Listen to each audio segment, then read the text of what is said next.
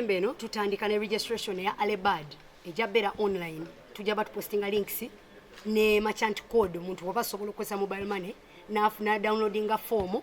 bwamala downloadinga form eyo kyangu nnyo yo registeringa yonna gyali so twagala otuukira kuba tuli mu gigigwa.com so twagala tukole Alebad ebeere ya online February wetandikira January wetandikira nga December wedde tugenda batu having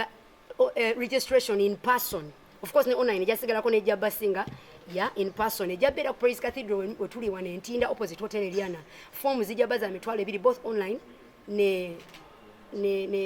in person. Form yetaga mitwalo ebiri okuregisteringa nga bwe twogedde omuyimbi ye na rapper dancehall artist choir akapera like bwe muba musobola okwekunganya kati choir oba muli batano oba 10 tuba registeringa nga artist omwera mwetaga mitwalo emeka ebiri tewetaga access because muli bangi so fe tuba tunaba muwanguzi tusoma linnya si buli muntu sekinomu February tugenda batu bakubira amasimu bajje auditions ezo tujabera either nazo wano ku Praise Cathedral zimu endala zijabera ku Vive Church Oasis reforma nakumati balabiranga movies walo church bagita Vive Church bojjo kubeera then March first Sunday soka abana bajja ba mu week esembaye ya February batandise bayiseemu betuyiseemu abagenda ku live shows ezo nga batandise rehearsals Sunday ya March esoka ye first live show tugende all the way paka mu Sunday sembaye ya April zidi Sunday mwenda zeze zijjo ba live shows era grand finale ejabeera mu Sunday sembaye mu April 2023 omwanguzi atwala ki milioni 10 kati ekituufu like tugambe nti no bitandika di December bitandise lero kasatu officiate nze kino tubagenda tandika registering starting from today yes abantu bagenda baba sobola ogenda ku social media zaffe Can You Praise Talent Search ne yaza buli ogendo oba wetaze buyambi oyogere naffe tulina ne namba ez'okuba ko mba mwetaze obuyambi 0750 950 940 endala 07 mukagemu 5 ezo ze namba z'okubako oba wetaze obuyambi oba tosobodde ngenda ku social media kuba oyinza oba tolina smartphone naye ng'enamba zino kyemanyi kyangu okuddamu gye replayinga si bwe kiri 0750 950 940 endala 07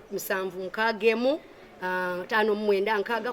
namba ezo zijja bazikulinze wonaba obuuziza just otuukira ku nsonga nti nzijagala ku talent search kwogera nkoze ntya byonna bijja babyetaagisa weetaaga obanga olina church gy'oyimiridde nayo kubanga tugenda kubanga tulera naye abasumba bagenda sigala nga bakola ki balabirira ekituleeta nti ekkanisa ebe nga wetwogera ku music abaana balina structure etegerekeka eyamba ministry ya worship ku church ne generation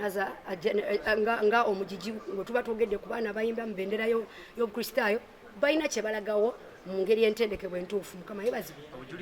buli tulina bayimbi bataano ababa mu season yasooka etaagendako ku TV bataano balina brands actually munoonye omuyimbi bamuyita Wilbakasaali mwana yava Luweero najja mu rehearsals najja mu talent search esawa zina album ezenjawulo ndoozi emyaka fulumya esembyeyo bamusayininga under music label gye bayita Backyard waliwo omulala bamuyita Debbie Grace ali under House of D-Rain waliwo omulala bamuyita Jona Kalungi bonna bali establishing a ffe twabayamba okubanga studios basooka linnya mu studio because after classes graduation bavamu abayimbi abamu balina ne shows bakoze these kids are actually a serious brand out there yes yebazibwe so obujulizi bwebuli twagala kwongera kigazi yayensonga lwaki kuluno tuyise ne TV okubanga tutuuka ku buli muntu katwala ekibuzo omuntu kyambuza nti kati nze mbeera aluwa nja kukola ntya essaawa zino mu season eno tujja sobola kuba mu kibuga naye gye tulageeyo tujja batusobola okitwala on a regional basis mu ggwanga lyonna tusobola okubanga tutuuka ku buli muntu yenna eyeetaaga okubanga afuna obuyambi bw'okubanga omuyimbi mu ntendekebwa entuufu. Parents to be a part of this because we are in a generation where there are no jobs and music can become a serious skill or talent or gift. So I'd love parents to be a part of the lives of their children as they pursue a career. That way these kids have accountability when success comes, but most of all because there are seasons that are good and bad like any business, right? So they know they have the love and support when seasons are bad, but they also feel encouraged when seasons are good and celebrated and appreciated. If they do that, the world will just be a bonus add of what they already are. They feel secure because they know from home the charity has been built from the gift that you are great, but you need to be somebody who has character to what you're doing. So a parent's voice is a big part of a great minister or a great artist or a great creative. Of course, some of them don't understand these things and you don't blame them. But if you can sit with your child, you can actually level with them and understand where you can be of help. You don't have to understand it. just know what they need and stand with them as a parent. Of course, rebuke them where they are wrong, but let them have you as the first call when there is something good or bad going on as artists. God bless you so much for standing with your children. Amanya bampita za buli nzalibwa Nasejja Jalia ndi muyimbi wa gospel ayimba emyaka egigenda okubeera ndooza 10 ogujja omukulu wa team ekola talent search ene y'abaana abali mu bendera y'obukristaayo is it the Christian thing the kristaayo katoliki badventi ba Seventh Day balokole bw'oba oli muntu asoma bayibuli ng'ogikiririzaamu n'ebyawandiikibwa ebigirimu yegwe gwe twaleetedde talent search eno naye njagala okukubiriza abazadde omwana yenna bw'omulabamu akantu konna akeefaanaanyiriza ekitone mu music kirungi osooka okubeera nga gwe faani waasooka gwe muzadde waasooka